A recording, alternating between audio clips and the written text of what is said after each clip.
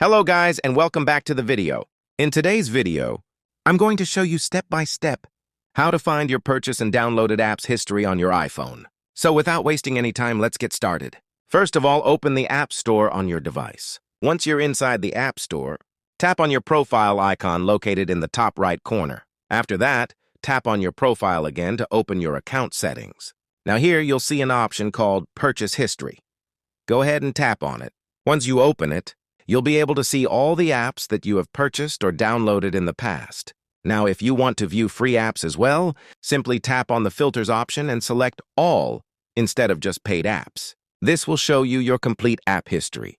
And that's basically it. This is how you can easily check your App Store purchase and download history. If you found this video helpful, don't forget to like the video and subscribe to the channel for more useful tips and tutorials. Thanks for watching, and I'll see you in the next one.